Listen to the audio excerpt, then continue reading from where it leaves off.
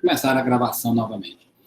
Então, como eu estava dizendo, quando o objeto se movimenta, ele varia a sua quantidade de movimento linear quando a gente aplica uma força nesse objeto. E foi dessa maneira que Newton ele definiu a segunda lei de Newton. Então, Newton ele definiu a segunda lei de Newton como sendo F, né, de força, que é igual a dP sobre dt, onde P era essa quantidade de movimento linear, ou seja, ela media quanto. Só que agora nós estamos estudando o movimento de rotação. Então eu preciso de uma grandeza que me mostre qual é a quantidade desse movimento de rotação. Essa grandeza, da mesma maneira que lá na física 1, essa grandeza também é uma grandeza vetorial, só que ela é chamada de momento angular. Ou então, quantidade de movimento angular. Tá? Então, o momento angular, ele mede a quantidade de movimento de rotação que um determinado objeto ele possui. Então, vamos para compartilhar novamente aqui o nosso material. Compartilhar. Vamos lá na nossa apresentação.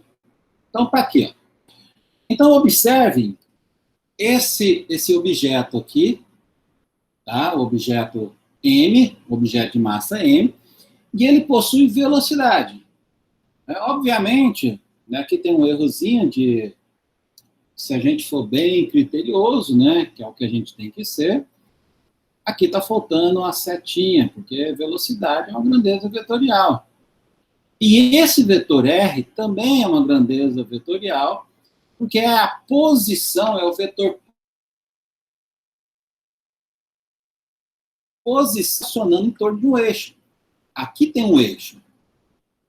Essa grandeza L que aparece aqui é o que nós chamamos de momento angular.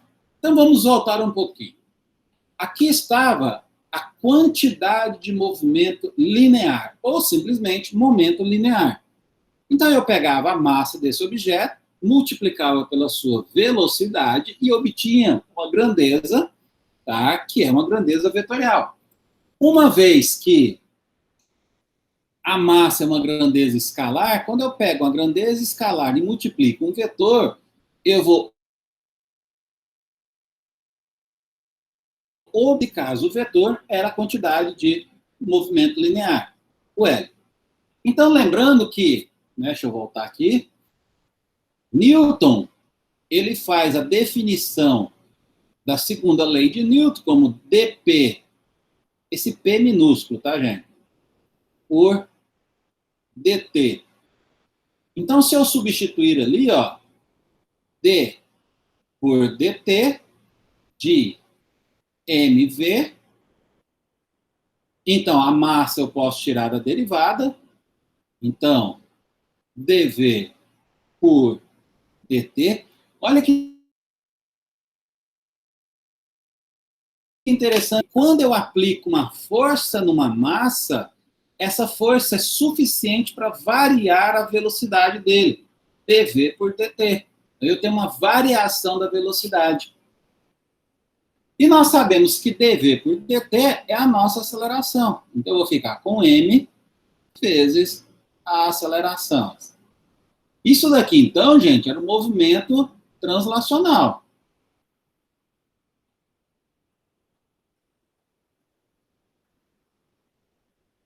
Em linha reta ou fazendo um movimento circular, não interessa. Era um movimento de translação.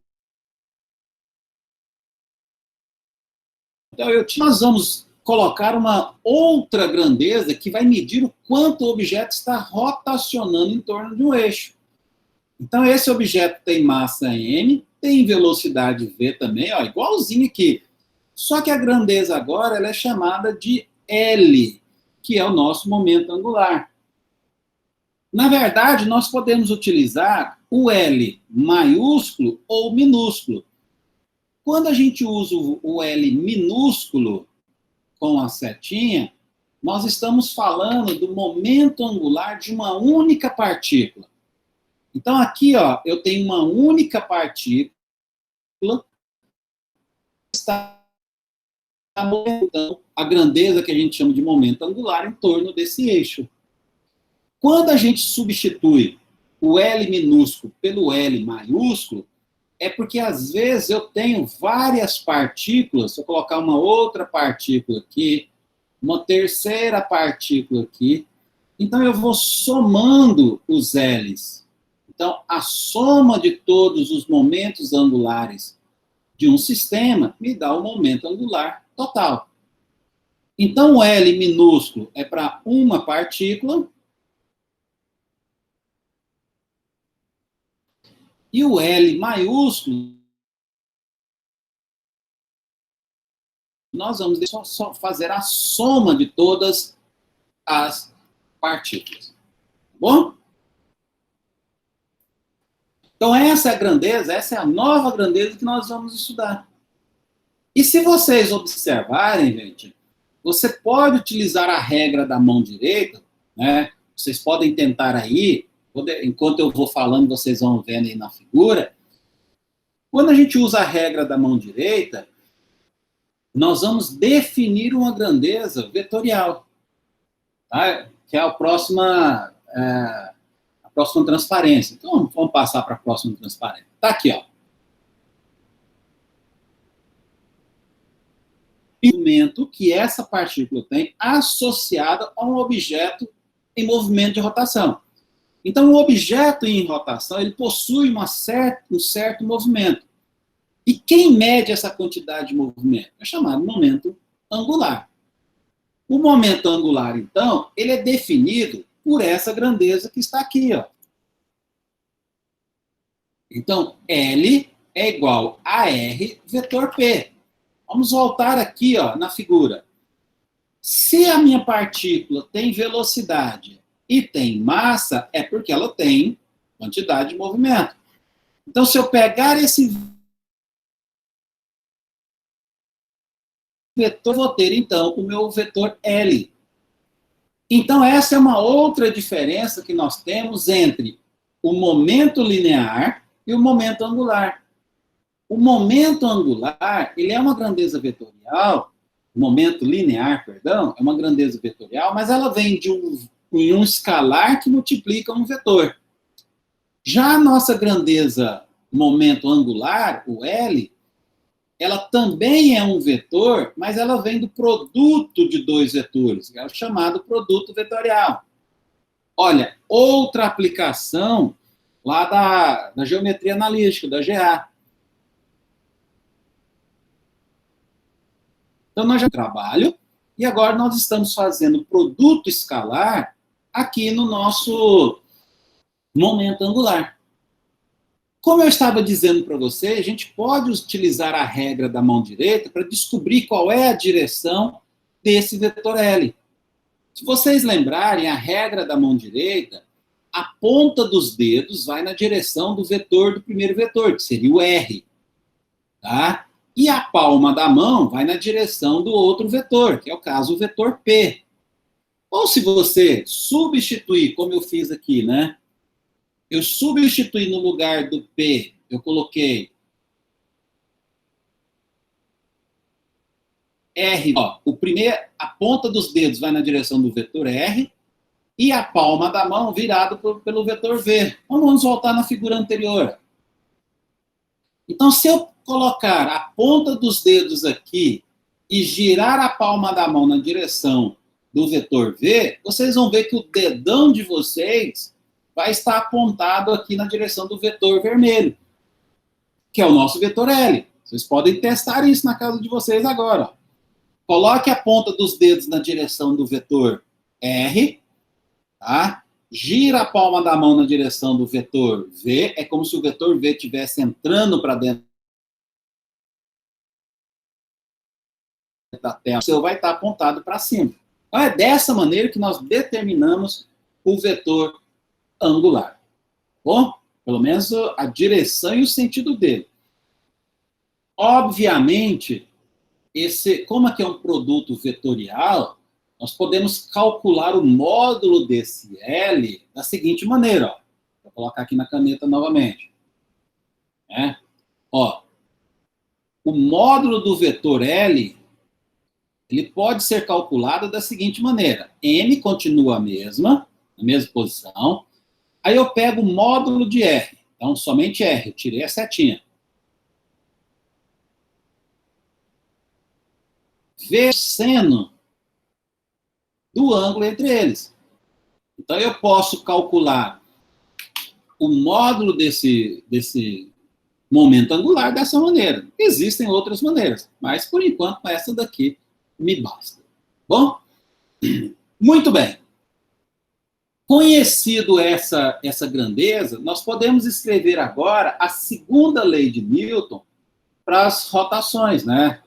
Então, ó, isso aqui eu já escrevi na transparência anterior. Então, nós vimos que, deixa eu colocar aqui o laser novamente, vimos que a segunda lei de Newton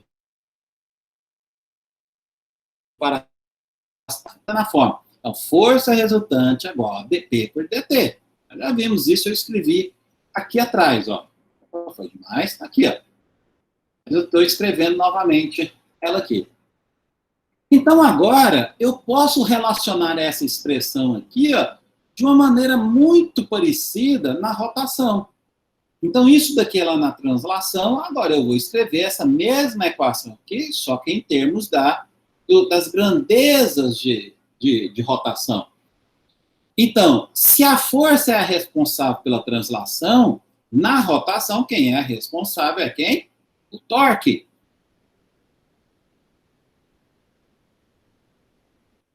Quem mede a quantidade de movimento na translação? É o P. Quem mede a quantidade de movimento na rotação é o L, que é o momento angular. Então, a segunda lei de Newton, ela pode ser escrita dessa maneira aqui, ó. Né? Então, essa daqui é a segunda lei de Newton, no caso das rotações, envolvendo aqui o nosso momento angular. Então, se eu souber qual é o momento angular, eu descubro qual é o torque. Descoberto o torque, gente, a gente consegue descobrir qual é o valor da nossa... O L, sabendo o L, a gente descobre o torque. Descobrindo o torque, a gente conhece qual é a rotação que ele vai ter. Então, ó, podemos escrever essa lei para o movimento da rotação como da seguinte maneira. O torque resultante que age sobre uma partícula é igual à taxa de variação em relação ao tempo, né? Por isso que a gente faz a derivada em função do tempo, do momento angular dessa partícula. Não é difícil vocês saírem dessa expressão e chegar aqui, ó. Não é tão difícil assim, não, né? Se você lembrar o que é torque, né? Se você lembrar, ó, vamos colocar vetor torque é R vetor força. Na última aula da semana passada, na videoaula, eu mostrei isso para você. Então, se eu pegar essa grandeza aqui, ó, e multiplicar por R à esquerda, eu vou ficar assim, ó. R vetor força é igual a R vetor dP por dt. Eu vou jogar esse R aqui para dentro, ó. Antes disso, eu vou substituir no lugar do P, mv. O M eu posso tirar a derivada de quem? R vetor V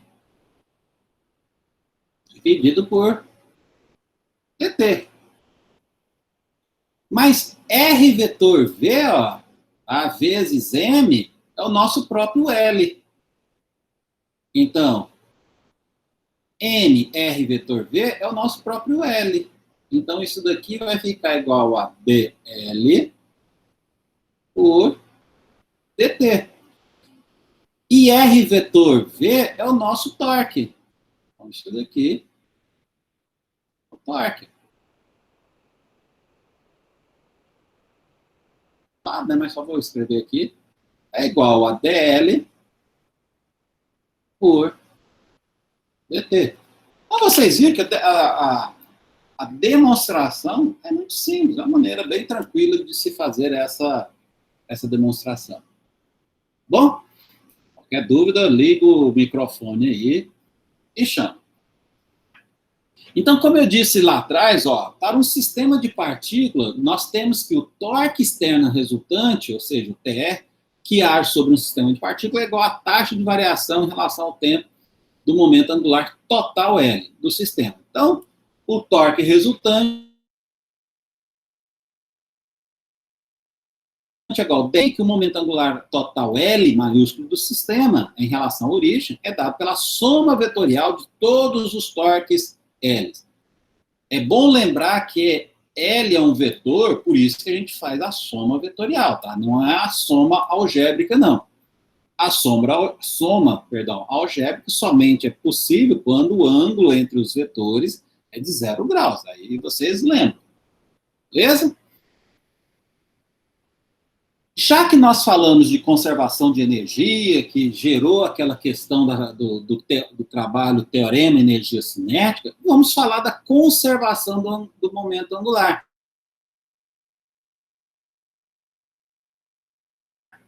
Você pode aumentar ou diminuir a massa desse objeto e você pode manter essa rotação do objeto ou não, ou diminuir. Tá? Então, por isso que a gente fala da conservação do momento angular. Então, vamos fazer a leitura aqui. Ó. Se o torque resultante que age sobre um sistema for nulo, ó, lembrando, o que é torque resultante? Então, torque resultante, né? Ele está falando que se isso daqui for igual a 0, se for nulo. Ou seja, eu peguei o torque 1, somei com torque, pontinho, até cheguei no último torque N, e isso me deu 0. Então, se esse torque resultante for 0, significa que o momento angular desse sistema se conserva. Ele é constante, vamos dizer assim. Tá? E por que eu posso dizer isso? Ó, vamos lá, eu vou aproveitar aqui, eu deixei aqui de propósito, né, o espaço maior para eu poder fazer isso.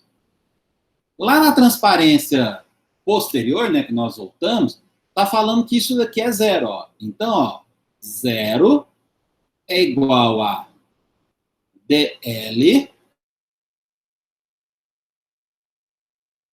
dt.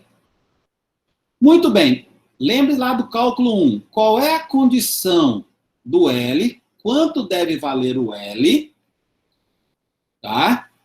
Para que quando eu tomar a taxa de variação dele, ou seja, tomar a derivada dele em função do tempo, isso for igual a 0. Isso só vai acontecer se o L for constante. CTE, gente, é constante, tá? Então, se o L for constante, quando eu tomar a derivada dele em função do L, isso daqui vai ser igual a 0. Então, repetindo, se o momento eu tenho que o somatório de todas as forças é igual a 0. E é isso que está falando nesse primeiro parágrafo. Então, ó, se o torque resultante for nulo, significa que o momento angular desse sistema se conserva. Então, com o passar do tempo, o L1 mais o L2, mais o L3, mais o L4, eles são constantes. Por isso que a gente chama de conservação do momento angular. Então, vamos pegar aqui ó, um corpo rígido girando com uma velocidade angular ômega em torno de um eixo. Peguei qualquer objeto. Tá? A forma desse objeto vai definir o meu I que aparece aqui, que é o momento. Então, a gente pode calcular o módulo desse momento angular pegando o momento de inércia e multiplicando pelo módulo da velocidade angular. Então, ó, vamos ver se eu consigo desenhar aqui. Imagine que você tem aqui, de novo, um anel fino e ele está girando aqui passando pelo eixo central. Vou colocar aqui no sentido anti-horário, a gente sabe que no sentido anti-horário ele é positivo. E esse anel, ele tem uma velocidade angular. E essa é. Se ele tem velocidade, né, se ele tem uma forma geométrica, ele também tem um momento de inércia igual a zero. Ou, perdão, diferente de zero. Então, se ele tem velocidade quando ele está girando, e ele tem um formato, uma forma, e o momento de inércia é igual a zero, então ele tem momento angular. E se vocês observarem aqui, está sem a setinha, porque aqui está o módulo, mas se eu colocar aqui o setinho, porque a velocidade angular é vetorial, obviamente aqui também vai ter a setinha. Porque eu não... Ou seja, eu estou pegando um escalar, multiplicando um vetor, e o resultado dele me dá um vetor. Bom? Então, vai depender, o momento angular, ele vai depender do tipo da nossa partícula. Se eu tenho uma partícula com uma característica mais complicada, um formato mais complicado, a maneira de você calcular o momento angular também vai ser mais complicada. Mas essa complicação vem do momento de inércia e não do cálculo do momento angular. Tá bom? Por isso que lá atrás a inércia, o momento de inércia de vários objetos. Peguei uma barra fina, depois um disco, depois a esfera. Então é aquela maneira que vocês têm que utilizar para calcular o momento de inércia. Mas, graças a Deus, a gente tem esses valores bem tabelados, então a gente não precisa tomar muito cuidado, a gente não precisa gastar tempo fazendo esses cálculos, está tudo tabelado, é só você encontrar. Como eu estou falando, então, da conservação do momento angular, significa, deixa eu voltar aqui, ó, opa, perdão, cliquei no botão errado, deixa eu...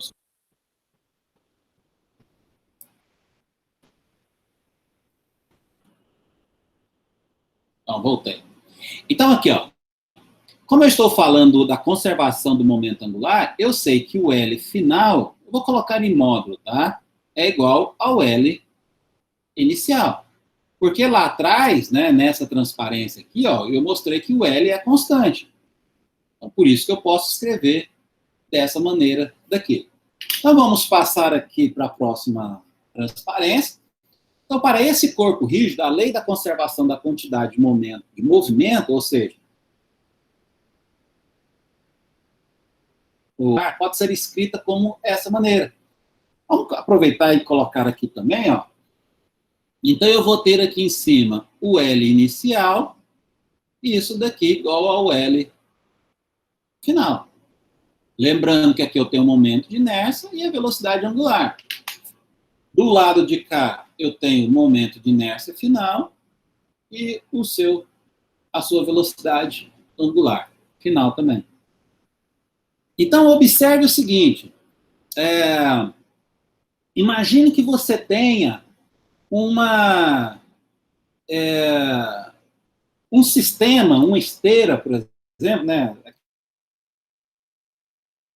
Que a gente não tem de engenharia de produção, mas em outras universidades nós temos esses cursos, e vocês podem imaginar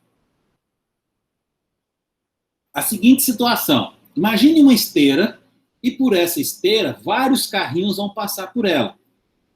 Então, e essa esteira, ela é circular. Então, de um lado do circuito, vamos chamar assim, o carrinho passa vazio.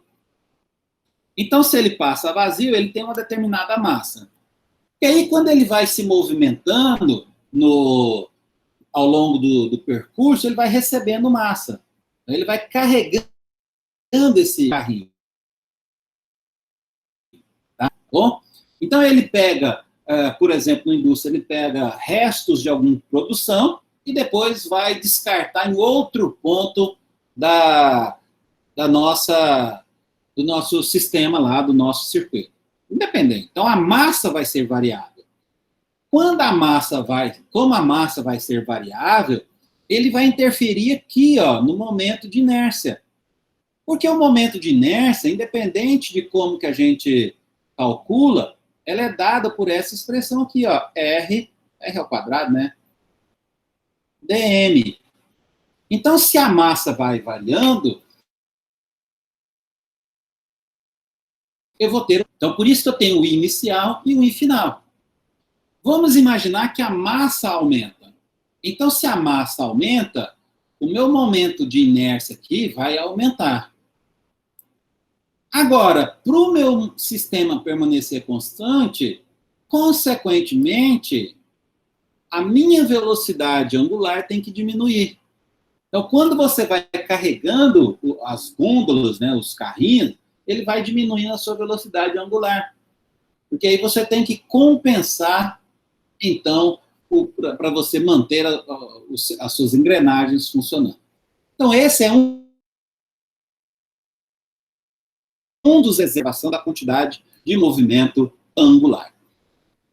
E é isso que está escrito aqui, então, no parágrafo de baixo. Ó. Vou ler aqui para vocês. Observe que se houver uma redistribuição da massa do corpo de tal maneira que ocorra a mudança do momento de inércia, lembre-se que eu falei de você colocando massas no objeto, tá? Que ocorra a mudança do movimento de inércia em relação ao eixo de rotação, teremos uma alteração na velocidade angular para que o momento angular permaneça constante. Esse recurso pode ser usado nos saltos de trampolim e no movimento de rotação dos que os patinadores, tá? Eles esticam. Eu ia colocar uma animação aqui do patinador e acabei esquecendo. Agora, depois vocês dão uma procurada na internet, o patinador girando, rodopiando. Então, o que vai acontecer? Quando o patinador começa o giro dele, ele tem uma certa velocidade angular, ômega-i, e ele tem uma inércia. Ele está com os braços abertos. Tá? Vamos ver se eu consigo desenhar aqui. Ó.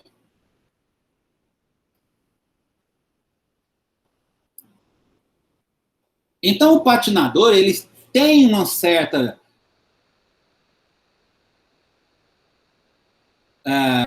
um certo momento de inércia também. Quando ele quer aumentar a velocidade de rotação, o que ele vai fazer? Ele vai pegar... E a cabeça dele aumentou, né?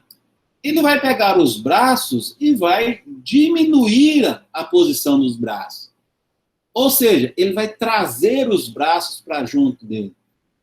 Quando você traz os braços para junto dele, observe que aqui o momento de inércia depende dessa distância. Só um minutinho, perdão, gente.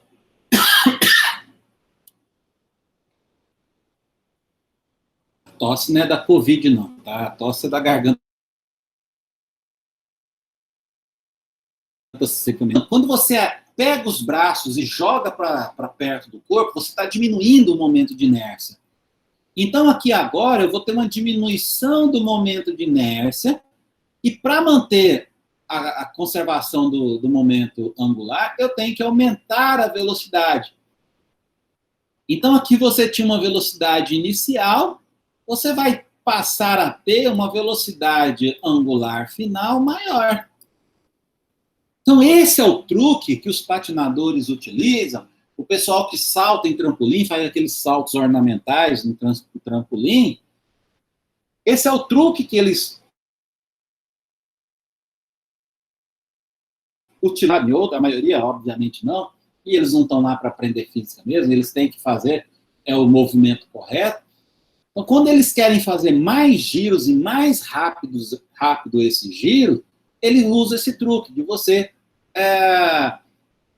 diminuir a rotação. Provavelmente, eu não sei, agora me fugiu, não sei se é o Elber, não sei quem é o professor de vocês de Laboratório de Física 2, mas vocês podem pedir lá no Laboratório de Física 2, lá tem uma plataforma giratória que a gente utiliza justamente para fazer esse experimento, essa brincadeira. Então, às vezes a gente coloca um banquinho, né, no banquinho, com os braços abertos, né? Muitas vezes nós utilizamos halteres, pesos, massas na mão para aumentar, dar uma uma diferença no momento de inércia mesmo. E aí a gente gira o aluno, sentado nesse banquinho, e pede para ele fechar os braços e perceber que a velocidade de rotação, ela aumenta. Tá? Então, vocês podem tentar pedir isso para o professor de vocês, lá do laboratório, para poder fazer esse experimento, essa demonstração. Tá bom? Eu ia colocar uma animação aqui, eu acabei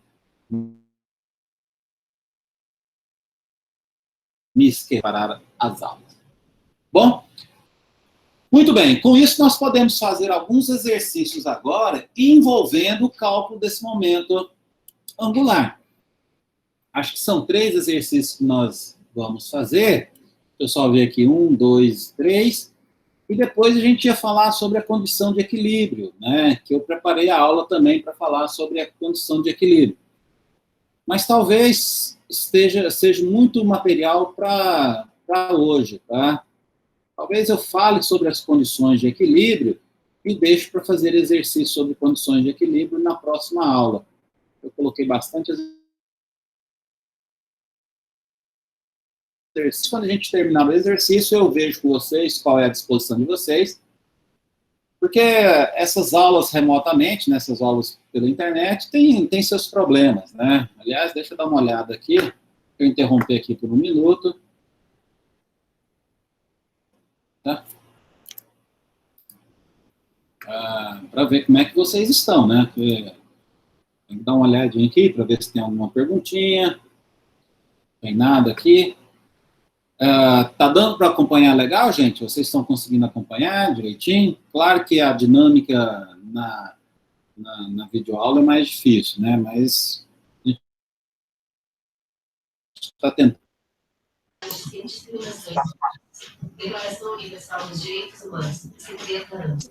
Renato, mas aí o senhor vai explicar a conta de equilíbrio ainda, hoje?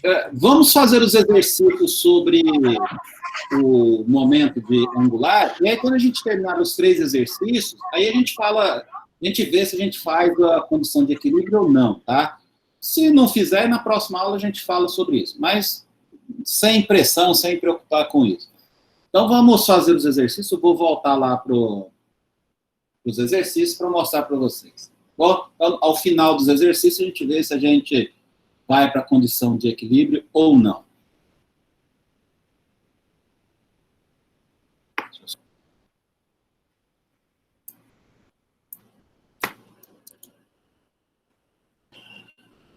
Então, vamos lá.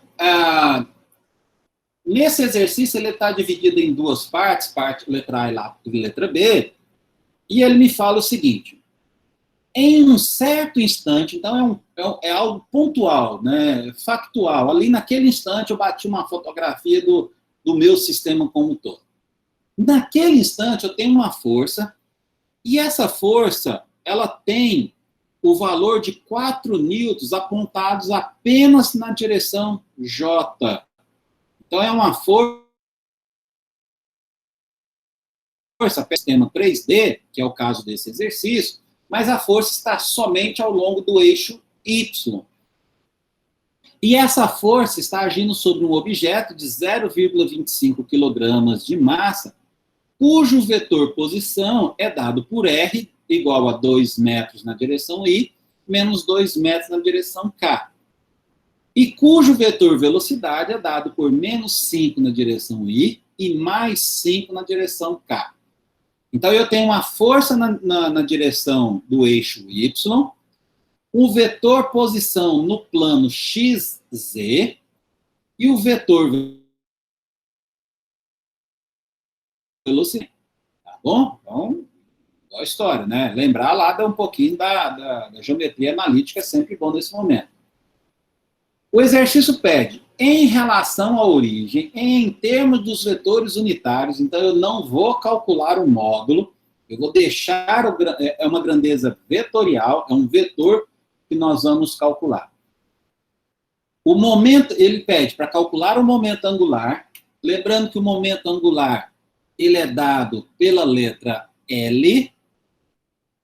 Eu vou colocar o L maiúsculo, porque é mais fácil de escrever, tá? E na letra B, ele quer também o vetor torque. vetor. O que vocês têm que tomar cuidado é que eu vou dar as minhas respostas em termos dos vetores unitários. Ó. Bom, então vamos lá. Na letra A, eu vou escrever que L é igual a R vetor P, que é a minha definição de momento angular. Mas eu posso escrever também, porque eu sei que P é mv, eu vou escrever assim, ó, M, R,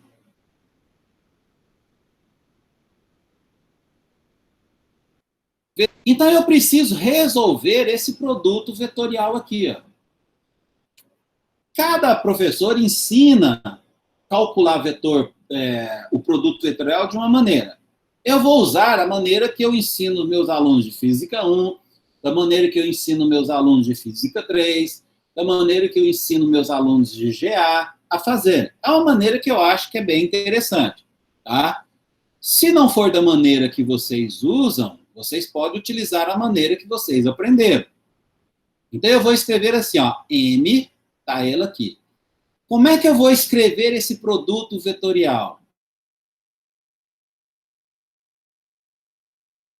Atrás, na primeira linha do determinante, I,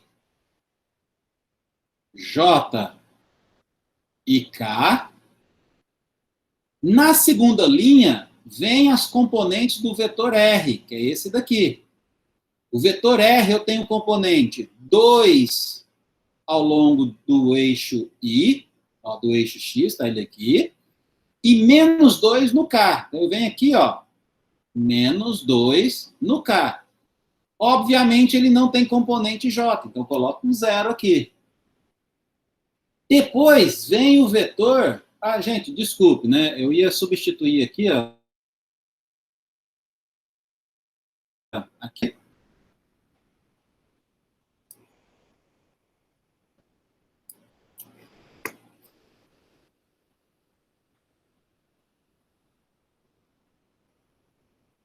Eu substituí. No lugar do P, eu coloquei MV. Então, agora, na terceira linha do determinante, vai vir o meu vetor V, que é esse daqui, ó. Então, é menos 5 na direção I e mais 5 na direção K. De novo, não tem direção J.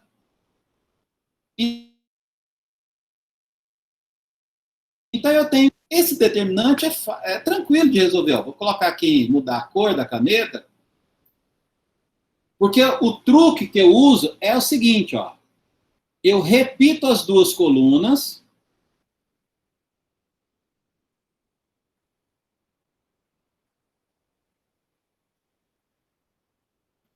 Então, eu repeti a primeira coluna, essa daqui, ó, I2 e menos 5, e a segunda coluna, I0 e 0.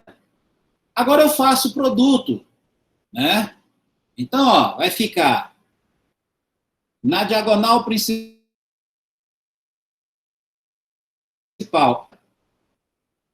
J vezes o menos 2 vai dar menos 2J, menos 2 vezes menos 5 vai dar, então esse aqui deu 0, dá mais 10J. E K vezes 2 dá 2K, mais vezes 0 vai dar 0. Agora eu faço a mesma coisa na direção contrária. Ó. Eu venho aqui, na diagonal principal, K vezes 0 vezes menos 5, I vezes menos 2 vezes 0 também vai dar 0. J vezes 2 vezes 5 vai dar 10 na direção J. Deixa eu voltar para a caneta original. É azul.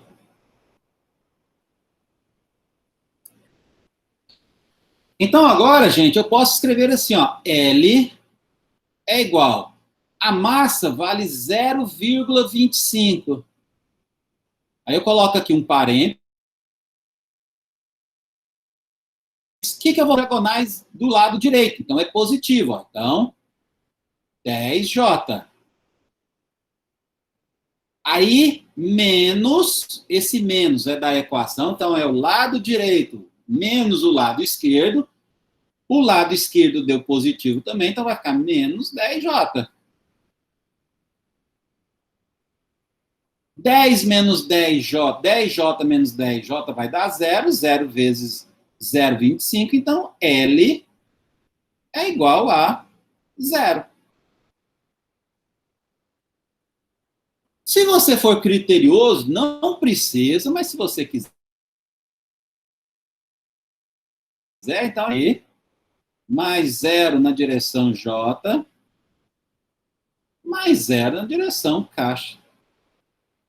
Aí não precisa, tá? Se o vetor é 0, é um vetor nulo, então eu não preciso escrever em termos das nossas componentes. Então, esse objeto, ele não tem movimento de rotação. Gente, se ele não tem movimento de rotação, tá? Eu vou ter torque? Eu posso ter. O torque vai aparecer, mas talvez ele não seja suficiente, tá, para fazer a rotação, o momento angular. Mas vamos calcular o torque. O torque eu calculo da mesma maneira, ó. Torque, agora a letra B, é igual a R vetor F. Então eu vou colocar aqui, ó, de novo o meu determinante. I, J e K. Primeiro vetor é o R. Então vai aparecer aqui, ó, o 2, o 0 e o menos 2. O vetor força só tem componente J. Então é 0, 4 e 0. Vou repetir. I e J, 2 e 0, 0 e 4. Agora vamos lá. Ó. I vezes 0 vai dar 0. J vezes o menos 2 vezes 0 também vai dar 0. Agora, K vezes 2 vezes 4 vai dar 8 na direção K. Agora eu vou fazer para cá. Ó. Começa no K, vai aqui no 0 e vem aqui no 0. Então, deu 0. O J, o I, perdão, vem aqui. Então, vai ficar menos 8 na direção I. E o J aqui vai dar 0 também, ó, porque 2 vezes 0 vai dar 0. Então, agora eu vou juntar tudo. O torque, então, vai ficar o lado direito primeiro, que é 8K, menos o lado direção I. Observe que menos com menos dá mais. Então, eu posso escrever aqui, puxar uma setinha para cá, que o meu torque, ele vai ficar igual a 8I mais 8K. Como o torque não é diferente de 0, eu vou colocar as unidades dele, que é metro, Newton vezes metro. Não, metro vezes Newton, faz. A gente coloca o Newton primeiro, porque senão fica aparecendo milinewtons, né? Mas tudo bem, a mesma coisa. Então, observe que mesmo o torque não sendo zero, a quantidade de movimento que a gente tem ali não é suficiente para ter uma medida desse objeto. Bom? Então, quem tem dificuldade, não lembra como fazer cálculo vetorial, produto vetorial de dois vetores, Dá uma olhadinha lá na matéria do GA. Eu ainda não cheguei, esse semestre eu estou dando geometria analítica também, e eu já fiz a aula sobre produto escalar. Então, provavelmente, semana que vem, eu vou fazer a aula sobre produto vetorial. Então, depois, se alguém quiser dar uma olhada lá no canal, tá? Tem algum material lá, e aí vocês podem dar uma olhadinha lá, sem problema. Bom? Bora para o próximo. O próximo, ele fala o seguinte, que é o exercício 18. O momento angular de um volante, tá? Observe que eu pulei o 17, porque ele é muito parecido, tá? Então, depois vocês têm o exercício resolvido, dá uma olhada neles lá. Os exercícios que eu estou pulando, vocês vão atrás e resolvem. Qualquer dúvida, deixa a pergunta no mural, aqui aí eu respondo para vocês. O momento angular de um volante, 14 kg em relação ao eixo central, diminui de 3 kg metro ao quadrado por segundo para 0,8 kg metro quadrado por segundo. Então, o momento angular do volante diminuiu de 3 para 0,8. E esse volante tem um momento de inércia que ficou constante.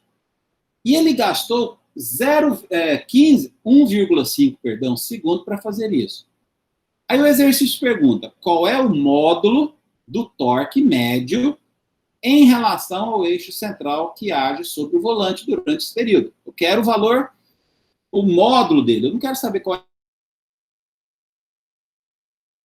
a direção. Letra B, supondo uma aceleração angular constante, de que ângulo o volante gira? Ou seja, para eu sair de uma posição e ir para o outro, tá? Qual é o quanto de giro que esse volante vai ter? Qual é o ângulo que ele vai sofrer para girar isso? Segundo, letra C, qual é o trabalho realizado sobre o volante? Letra D, qual é a potência média do volante? Então, são 4 itens que nós vamos resolver agora. Para a gente calcular o módulo do torque, eu vou usar a seguinte relação. Então, letra A. O módulo do torque, ele pode ser dado pelo ΔL sobre o ΔT. Na verdade, eu escrevi assim lá atrás, né? Torque é igual a, colocar maiúsculo, que é mais fácil, por dt, que é a segunda lei de Newton para as rotações, nós já falamos. Como eu quero módulo, então eu vou escrever assim, ó, o torque é igual a variação do L dividido pelo intervalo de tempo. Então, vai ser o L final menos o L inicial dividido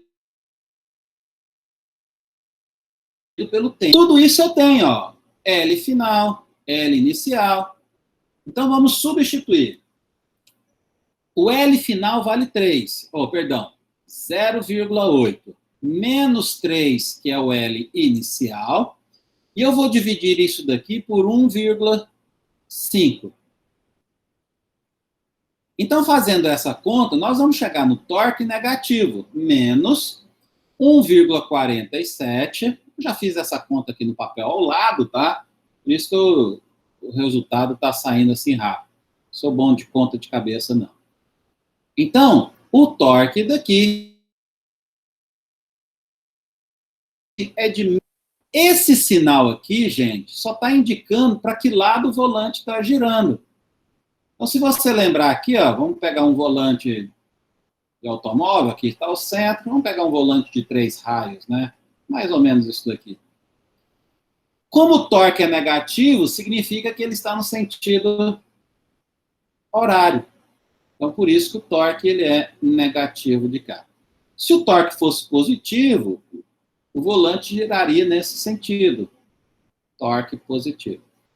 Como o exercício está pedindo é o módulo dele, então o módulo do torque é simplesmente 1,47 Se você deixar o negativo aqui, não está errado, não. Tá a mesma coisa. O que eu vou fazer agora? Letra B. Eu tenho que calcular qual é o ângulo que esse volante gira. Então, eu vou usar uma das primeiras equações que nós utilizamos no nosso curso, que é a equação horária da posição.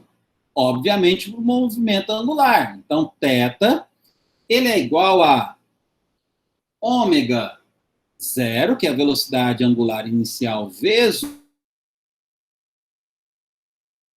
o tempo, da aceleração vezes o tempo, no meio de ao quadrado, né? Não pode esquecer o quadrado aqui. Então, todos esses termos eu posso conseguir. Então, o que eu vou fazer? Ó, a velocidade angular é L dividido por I. Então, eu vou colocar assim, ó, θ é igual. Vou colocar aqui do lado, aqui assim, ó. Deixa eu apagar esse termo daqui. Aqui a borracha. Eu vou escrever aqui o seguinte. A aceleração angular, ela é dada por tal dividido por I. Né? Se bem que eu nem precisava disso, porque o exercício não me deu, né? Essa aceleração. Não, eu vou precisar dela. Calcular. E eu sei que a velocidade angular, ômega zero, ela é dada por L, que é o momento angular, dividido pelo momento de inércia também. Como eu estou pegando a velocidade inicial aqui, eu vou pegar o nosso L também inicial. E agora eu vou substituir, vai ficar assim, ó. O θ, que eu quero descobrir, no lugar da velocidade angular, aqui, eu vou colocar L sobre I. Então, vai ficar L dividido por I, e tem o tempo multiplicando ali. Mas, agora, o que eu tenho ali? Eu tenho o meio, que eu vou manter. O alfa vale torque dividido por I, que é a aceleração, vezes o tempo ao quadrado. Então, ó, o θ vai ficar igual a... O momento angular vale 3. Então, eu vou colocar aqui L3, vezes o tempo, que vale 1,5. Por que eu usei o 3, gente? Né? Porque como aqui é a velocidade inicial, ômega zero, eu vou pegar o nosso L inicial, que vale 3 aqui em cima. E vou dividir pelo momento de inércia, que vale 0,14. A gente tem o valor dele lá, ó, 0,14. Mais... pegar o torque. Mas cuidado, o torque a gente chegou no valor negativo. Então, eu vou colocar o valor negativo aqui, ó, menos 1,47. Vou dividir de novo por 0,14, que é o momento de inércia, e multiplicar pelo tempo 1,5 ao quadrado. Quando eu fizer essa conta, nós vamos chegar no ângulo θ, tá? Que vai ser 20,4 radianos.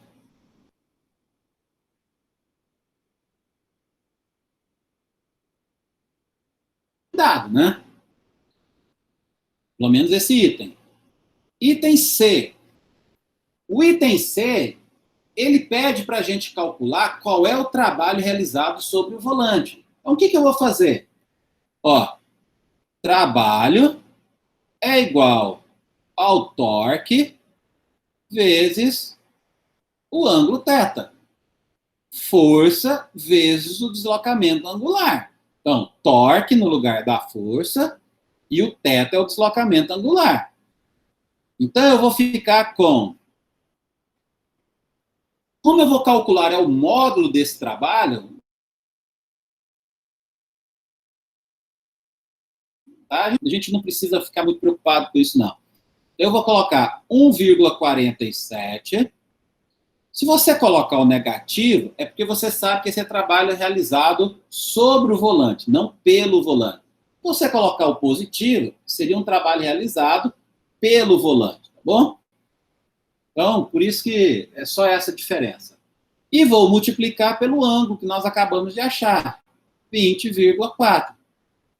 Então, eu vou ter aqui que o meu trabalho, ele vai ficar igual a 29,9 joules. 29,9 joules. Certo que ficou bem no limite da minha folha aqui, então eu vou passar uma linha aqui dividindo, tá? Só para eu poder fazer a letra D. E o exercício quer saber na letra D qual é a potência média. Nós sabemos que potência, desde lá da física 1, é trabalho dividido por tempo. O trabalho nós acabamos de achar de 29,9. Eu vou dividir por 1,5, que é o tempo que a gente aplicou trabalho sobre o volante. Isso aqui vai dar aproximadamente quase 20, né? 19,9 watts. Bom, então é um exercício, né? São vários itens. Deixa eu beber uma água aqui. São vários itens, mas é só tomar cuidado com as substituições. Bom?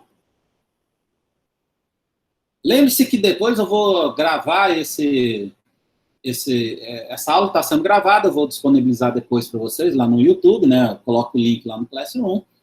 E quando eu terminar de fazer essa apresentação também, eu vou mostrar, eu vou gravar esse PowerPoint em PDF para vocês terem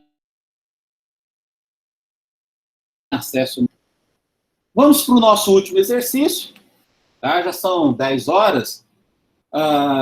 Eu vou fazer esse último exercício e a gente encerra a aula de hoje, tá? Eu acho que ficou bem cansativo, tanto para vocês quanto para mim.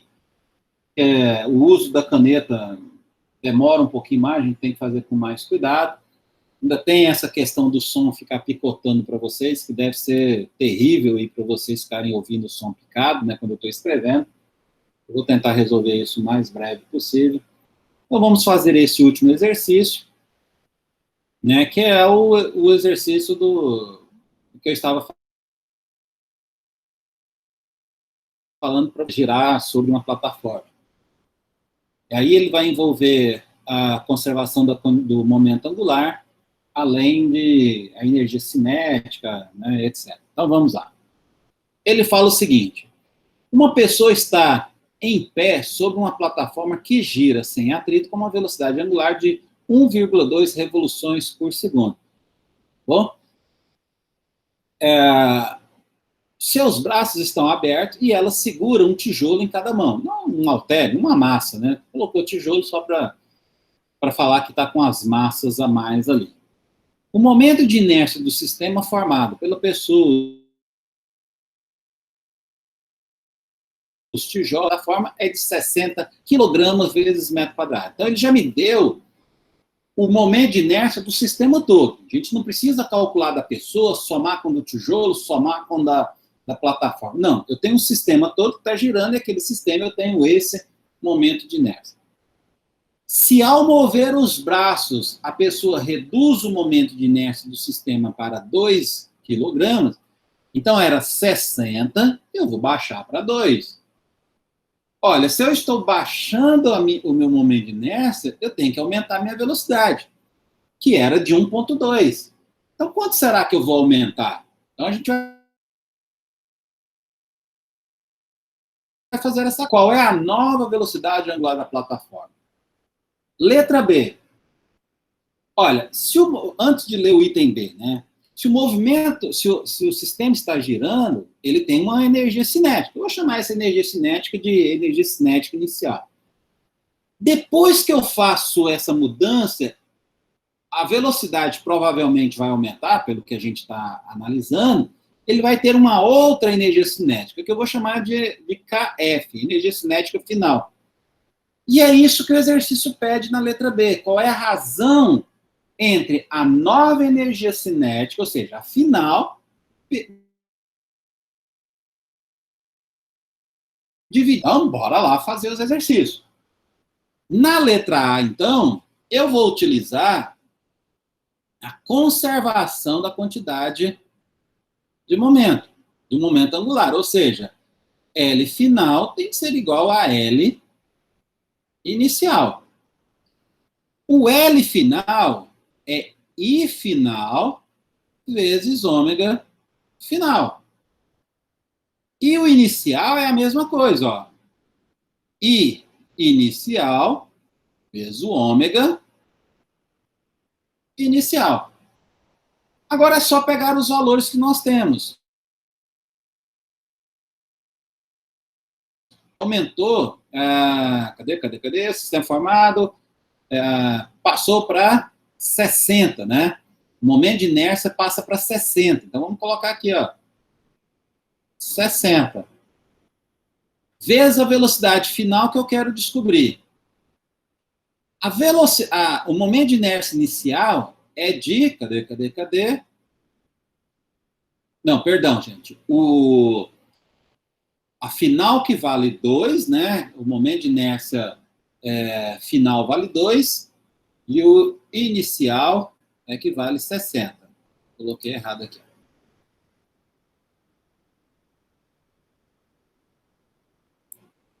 O final vale 2.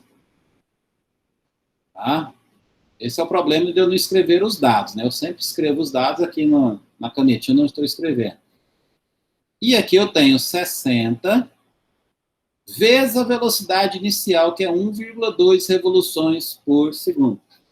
Observe que aqui eu não estou passando a velocidade para radianos por segundo, porque eu posso dar a minha resposta em revoluções por segundo do mesmo jeito, tá? Eu vou manter essa unidade para velocidade. Então, agora eu vou fazer a conta, ó. A velocidade final vai ficar 60 vezes 0,2 dividido por 2. Então, eu vou ter uma velocidade final de... deixa eu pegar a calculadora aqui. 60 vezes 1,2 dividido por 2 dá 36 revoluções por segundo. 36 revoluções por segundo. Eu só quis confirmar essa conta na calculadora, porque na nota de aula, ela está 36, está 3,6, tá? Então, quando vocês forem... Estou até corrigindo aqui no meu outro computador, deixa eu até corrigir, porque aí eu já... Não. Clicar já está certinho. Então, já corrigi já. Mas provavelmente na apostila que vocês já baixaram vai estar 3,6 revoluções por segundo. Mas o correto é 36. Bom? Agora, o que eu vou fazer na letra B? Vou colocar ele aqui. Eu vou calcular o K final. Vou calcular o K inicial e depois faço final final dividido por inicial. Então, o K ele vai ficar 1 vezes a I inicial vezes a velocidade angular inicial ao quadrado. O K... Opa, aqui é final. Tudo aqui é final. Eu costumo fazer inicial primeiro. Não sei por que eu fui fazer final primeiro. Então, 1 sobre 2, I inicial, vezes o ômega inicial ao quadrado. Então, vamos lá. Eu vou pegar K final igual a 1 sobre 2, vezes a 2, que é o momento de inércia, 36 ao quadrado. O K inicial vai ficar 1 sobre 2, 60, que é o momento de inércia inicial, vezes a velocidade, que é 1,2 ao quadrado. No rigor da lei, vamos falar isso, né? Tanto essa velocidade angular aqui, quanto essa velocidade, eu teria que passar para radiano por segundo. Ou seja, eu teria que multiplicar por 2π antes de elevar ao quadrado. Aí eu teria o resultado do meu KF pelo outro, esse fator de multiplicativo 2π vai acabar se cancelando. Então eu nem preciso me preocupar em fazer essa conversão, tá bom? Então o exercício, ele quer justamente isso. Ele quer o KF dividido pelo KI.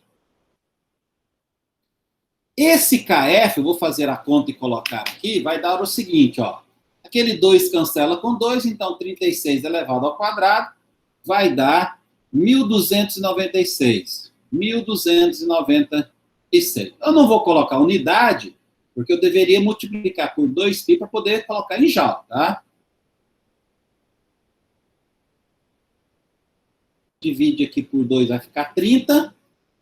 Então, eu vou ficar com 30 vezes 1,2 ao quadrado, vai dar 43,2. Aí eu vou dividir 1.296, eu vou dividir isso por 43,8. Opa! 43,2. Tomar cuidado para não apagar tudo de novo, igual eu fiz aquela hora. Então, vou pegar aqui, racha.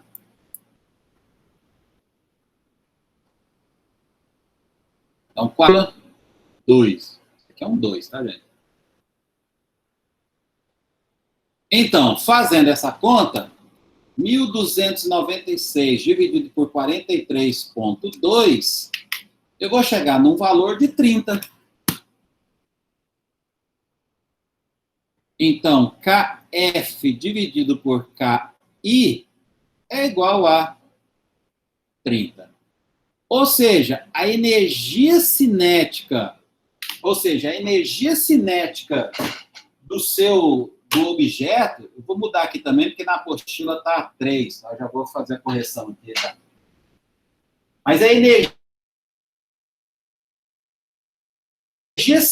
aumenta 30 vezes em relação à energia cinética inicial. Isso só pelo fato de você alterar, né, a posição dos braços com o tijolo. Então, esse, novamente, é o truque que os patinadores, né, deixa eu parar o compartilhamento para voltar aqui para a imagem.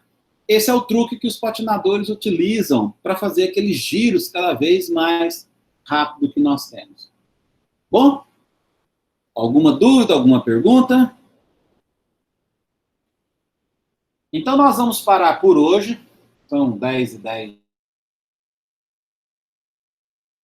já. Quinta-feira da semana que vem, nós vamos fazer as condições de equilíbrio no primeiro horário, né? A gente fala sobre as condições de equilíbrio e começa a fazer exercícios. Bom, eu já separei os exercícios que eu quero resolver. Então, se a gente resolver tudo no primeiro horário da quinta-feira que vem, aí eu libero vocês no segundo horário para vocês fazerem mais exercícios. Aí é estudar o resto dos exercícios. E aí, na outra quinta-feira, então daqui 2 semanas, né, deixa eu pegar aqui o calendário.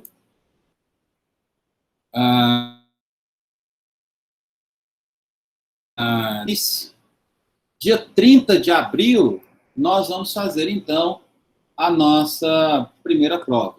Tá? Já era para ter feito há muito tempo atrás, algumas aulas atrás, mas a gente vai fazer, então, a nossa primeira prova online, tá? Igual eu já expliquei mais ou menos para vocês como que é a realização da prova. Então, daqui 2 quintas-feiras, nós fazemos a nossa aula. Alguma pergunta, alguma dúvida?